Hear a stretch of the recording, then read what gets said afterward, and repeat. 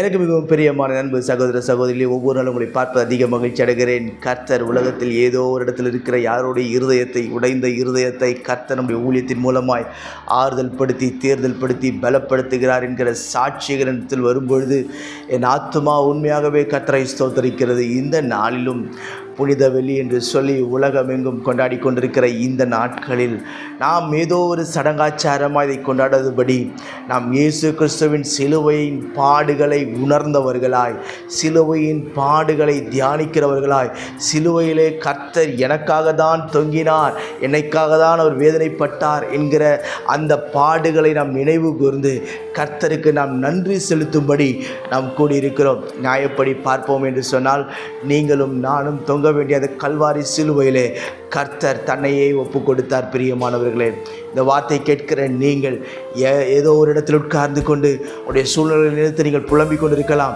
இன்றைக்கு கர்த்தர் ஒரு மாறுதலையும் ஒரு விடுதலையும் உங்களுக்கு தருவார்.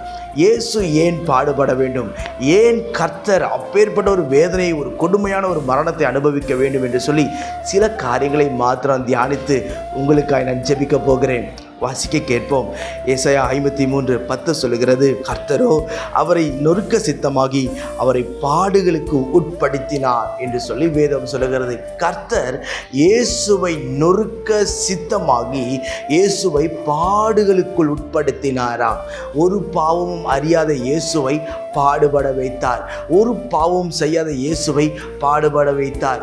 ஒரு குற்றமும் செய்யாத இயேசுவை நொறுக்கப்படுவதற்கும் உடைக்கப்படுவதற்கும் ஒப்பு கொடுக்கப்பட்டார் என்று வேதம் சொல்லுகிறது. இன்றைக்கு ஒருவேளை பலருக்கும் பல காரணங்கள், பல யோசனைகள் இருக்கலாம். இயேசு தெய்வம் தானே, ஏன் அவர் அடிபட வேண்டும், ஏன் அவர் இப்படி காயப்பட வேண்டும் என்று சொல்லி பல யோசனைகள் உங்களுக்குள்ளாக வரலாம். இன்றைக்கு எல்லா யோசனைக்கும், எல்லா விதமான கேள்விக்கும் இயேசு உங்களுக்கு பதில் தருவாராக. ஆண்டவர் அவரை நொறுக்க சித்தமானார். முழு உலகமும் பாவத்தில் நிரப்பப்பட்ட அந்த சூழ்நிலையிலே யார் இந்த மனுக்குலத்தை ரட்சிக்க முடியும், யார் இந்த ஜனங்களை பாவத்திலிருந்து விடுதலையாக்க முடியும் என்று சொல்லி பல தீர்க்கதரிசிகளை அனுப்பினார். பலரை கர்த்தர் அனுப்பி பார்த்தார். ஆனாலும் கடைசியில் பரலோகம் ஒரு தீர்மானம் செய்தது, இவர்கள் யாருக்கும் செவி கொடுக்க மாட்டார்கள், என்னுடைய சொந்த மகனையே நான் அனுப்புகிறேன் என்று சொல்லிதான் பிதா தன் நேசித்த ஒரே ஒரு பேரான குமாரனை ஆண்டவர் இந்த பூமிக்கு அனுப்பினார். ஆண்டவர் ஏன் பாடுபட வேண்டும் என்று சொல்லி சில காரியங்களை மாத்திரம் உங்களோடு கூட நான் பேச விரும்புகிறேன். முதலாவது ஏசாயா 53:4 சொல்லுகிறது, மெய்யாகவே அவர் நம்முடைய பாடுகளை ஏற்றுக்கொண்டு நம்முடைய துக்கங்களை சுமந்தார் என்று வேதம் சொல்லுகிறது. இயேசு ஏன் பாடுபட்டாராம்? நம்முடைய பாடுகளை அவர் ஏற்றுக்கொண்டு நம்முடைய துக்கங்களை அவர் சிலுவையிலே சுமந்து தீர்த்திருக்கிறார். இந்த வார்த்தையை நீங்கள் கேட்டுக்கொண்டிருக்கும் பொழுதே பல யோசனைகள் வரலாம். ஐயா, எவ்வளவோ பாடுகள் என்னை போட்டு நெருக்கிட்டு இருக்கு, எவ்வளவோ உடைக்கப்படுகிற சூழ்நிலைகள் எனக்கு விரோதமாய் வருகிறது, எவ்வளவோ போராட்டங்கள் எனக்கு முன்பாக இருக்கிறது, எவ்வளவோ காரியங்கள் எனக்கு முன்பாக இருக்கிறது, ஆனாலும் என்னால் மீண்டு வெளியே வர முடியவில்லை, என்னால் எதையும் ஜெயிக்க முடியவில்லை, என்னால் எதையும் மேற்கொள்ள முடியவில்லை, என்னால் எதையும் செய்ய முடியவில்லை என்று சொல்லி பல யோசனைகள் உங்களுக்குள்ளாக வரலாம். இந்த வார்த்தையை கேட்கும்பொழுது உங்களுடைய பாடுகள், நீங்கள் யோசிக்கலாம், என்னுடைய பாடுகள் யாருக்கு தெரியும், நான் படுற கஷ்டம் யாருக்கு தெரியும், என்னுடைய குடும்பத்தில் இருக்கிற போராட்டம் யாருக்கு தெரியும், என்னுடைய பாடுகள் யார் விடுதலையாக்க முடியும் என்று சொல்லி இயேசு பாடுபட்டார் என்று வேதம் சொல்லுகிறது. அவரை நொறுக்க தேவனே ஒப்பு கொடுக்கிறார். ஏன் தெரியுமா? இந்த மனுக்குலம் அழிந்து போவது பிதாவுக்கு சித்தம் இல்லை. இந்த மானிட உலகம் அழிந்து நரகத்திற்கு போவது ஆண்டவருக்கு சித்தம் இல்லை. ஒருவேளை யோசித்து பார்த்து கொண்டிருக்கலாம், நான் இந்த குடியிலே சாக போகிறேன், இந்த பாவத்தில் நான் சாக போகிறேன், இதுதான் என்னுடைய தலையெழுத்து, இப்படிதான் இருக்க போகிறேன் என்று சொல்லி நீங்கள் யோசிக்கலாம். சிலுவையை நோக்கி பாருங்கள். சிலுவையை நோக்கி பார்க்கும் பொழுது நமக்கு ஒரு நம்பிக்கை பிறக்கும். சிலுவையை நோக்கி பார்க்கும் பொழுது நமக்குள்ளாக ஒரு விசுவாசம் பிறக்கும். சிலுவையை நோக்கி பார்க்கும் பொழுது நம்மையும் அறியாத ஒரு விடுதலை இன்றைக்கு நடக்கும். பிரியமானவர்களே, கர்த்தர் அவரை நொறுக்க சித்தமானார் என்று வேதம் சொல்லுகிறது. மெய்யாகவே அவர் நம்முடைய பாடுகளை ஏற்றுக்கொண்டு நம்முடைய துக்கங்களை சுமந்தார். உங்களுடைய துக்கத்தை அவர் சுமந்து தீர்த்தார். உங்களுடைய இருதயத்தில் பல துக்கங்கள் இருக்கலாம், பல காரியங்களை குறித்த துக்கங்கள் இருக்கலாம். சிலருக்கு பிள்ளைகளை குறித்ததான துக்கம், சிலருக்கு குடும்பத்தை குறித்ததான துக்கம், சிலருக்கு கணவனாரை குறித்த துக்கம், பல துக்கங்கள் உங்கள் இருதயத்தை போட்டு அழித்து கொண்டிருக்கலாம். ஆண்டவர் சொல்லுகிறார், அவர் உங்களுடைய துக்கத்தை சுமந்தார். இயேசுவுக்கு உங்களுடைய துக்கம் என்ன என்பது அவருக்கு நன்றாய் தெரியும். காரணம் என்ன தெரியுமா? அவர் அந்த வழியிலே அவர் கடந்து வந்தார் என்று வேதம் தெளிவாய் சொல்லுகிறது. முதலாவது ஆசீர்வாதம், சிலுவையினால் கிடைக்கிற ஆசீர்வாதம் என்ன தெரியுமா? அவர் நம்முடைய பாடுகளை ஏற்றுக்கொண்டு துக்கங்களை சுமந்தார். இரண்டாவது, ஆண்டவர் சிலுவையில் செய்த காரியம் என்ன என்று வேதம் சொல்லுகிறது. எசாயா 53:5 சொல்லுகிறது, நம்முடைய மீறுதல் நிமித்தம் அவர் காயப்பட்டு நம்முடைய அக்கிரம நிமித்தம் அவர் நொறுக்கப்பட்டார். நம்முடைய மீறுதல்களின் நிமித்தம் அவர் காயப்பட்டார், நம்முடைய அக்கிரமங்களின் நிமித்தம் அவர் நொறுக்கப்பட்டார். செய்தி துவங்கும் பொழுதே சொன்னேன், நியாயப்படி சிலுவைக்கு போய் அடிபட வேண்டியது யார் தெரியுமா? நீங்களும் நானும் தான். இன்றைக்கு நீங்களும் நானும் அடிபடாமல் இருப்பதற்கு காரணம் என்ன தெரியுமா? ஒரு பாவம் அறியாத இயேசு சிலுவையில் அடிக்கப்பட்டார் என்று வேதம் தெளிவாய் சொல்லுகிறது. நம்முடைய மீறுதல்கள் என்று சொன்னால் செய்யக்கூடாத காரியங்களை செய்வதனால் வருகிற தண்டனைகள். இரண்டாவது, அக்கிரமம், பாவத்திலேயே இருந்து பாவத்தின் நிமித்தம் வருகிற, தவறுகள் நிமித்தம் வருகிற நம்முடைய எல்லா விதமான பாவங்களுக்கும் கர்த்தர் சிலுவையிலே வாதிக்கப்பட்டார். பிரியமானவர்களே, இன்றைக்கு ஒரு வேளை நீங்கள் யோசிக்கலாம், என்னால் இந்த குடியை விட்டு விலக முடியல, என்னால் இந்த பாவத்தை விட்டு வெளியே வர முடியல, என்னால் இந்த போதை பொருளை விட்டு வெளியே வர முடியல, என்னால் ஏதோ ஒரு காரியம் என்னை அடிமைப்படுத்துகிறது, இந்த உலகத்தின் காரியம் என்னை அடிமைப்படுத்தி வைத்திருக்கிறது, இந்த உலகத்தின் காரியங்கள் என்னால் மீண்டு வெளியே வர முடியாத அளவிற்கு என்னை போட்டு அழுத்துகிறது என்று சொல்லி பல யோசனைகள் உங்களுக்குள்ளாக வரலாம். காரணம் என்ன தெரியுமா?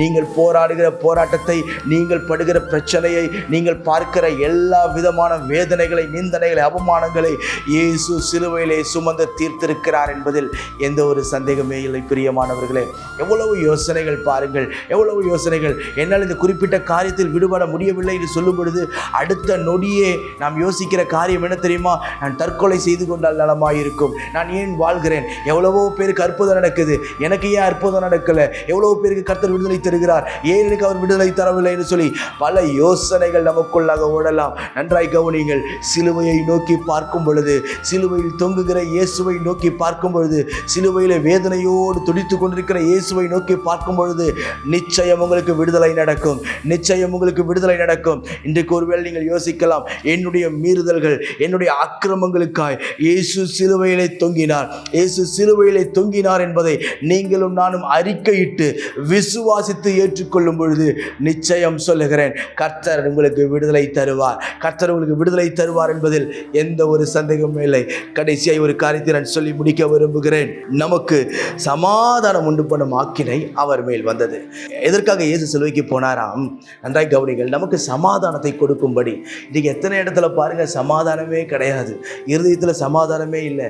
குடிக்கிறவங்க கிட்டையும் போதைப் பொருள் எடுக்கிறவங்க கிட்டையும் போய் கேட்டிங்கன்னா, ஏன் நீங்கள் போதைக்கு அடிமையாக இருக்கீங்க, ஏன் குடிக்க நீங்கள் அடிமையாக இருக்கீங்கன்னு கேட்டால் அடுத்த நிமிஷமே அவங்க சொல்கிற காரியம் என்ன தெரியுமா? சமாதானம் இல்லை, என் குடும்பத்தில் சமாதானம் இல்லை, என் வாழ்க்கையில் சமாதானம் இல்லை, என் பிள்ளைகளை நினைத்து எனக்கு சமாதானம் இல்லை, என் உடன் பிறந்தவங்களை நினைத்து எனக்கு சமாதானம் இல்லை, என்னை சுற்றி இருக்கிற ஜனங்களை நினைத்து எனக்கு சமாதானம் இல்லை என்று சொல்லி பல காரியங்களின் சமாதானத்தை இழந்து போயிருக்கிறோம்.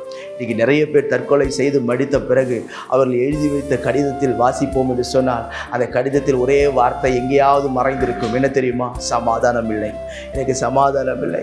சமாதானம் உண்டு பண்ணும் ஆக்கினை, சமாதானத்தை கொடுக்க வேண்டும் என்கிற கட்டாயம் இயேசுவின் மேல் பிதா வைத்திருந்தார். இந்த உலகத்திற்கு சமாதானம் வேண்டும். இன்றைக்கு பாருங்கள், எங்கு திரும்பினாலும் போர், எங்கு திரும்பினாலும் பிரச்சனைகள், எங்கு திரும்பினாலும் நெருக்கம், எங்கு திரும்பினாலும் ஏதேதோ போராட்டங்கள் வித்தியாசமான கோணத்தில் எல்லாம் வருகிறது. இன்றைக்கு ஆண்டவர் உங்களுக்கு அற்புதம் செய்யும்படி இயேசு உங்கள் அருகிலே வந்து நிற்கப் போகிறார். அவர்கள் முகத்தில் வடிகிற கண்ணீரை அவர் துடைப்பார். ஐயா, உடைய வேதனையை அவர் துடைப்பார், உடைய புலம்பல்களை மாற்றுவார். நான் எப்பொழுதெல்லாம் இந்த சிலுவை குறித்து நான் பேசுகிறேனோ, எப்பொழுதெல்லாம் இந்த சிலுவை குறித்து தியானிக்கிறேனோ, என் அறியாமல் என் இருதயம் உடைக்கப்படுகிறதை நான் பார்க்கிறேன். காரணம் என்ன தெரியுமா? ஆரம்பத்திலிருந்து இன்று வரை எனக்கு இருக்கிற ஒரே ஒரு பலன் எது தெரியுமா?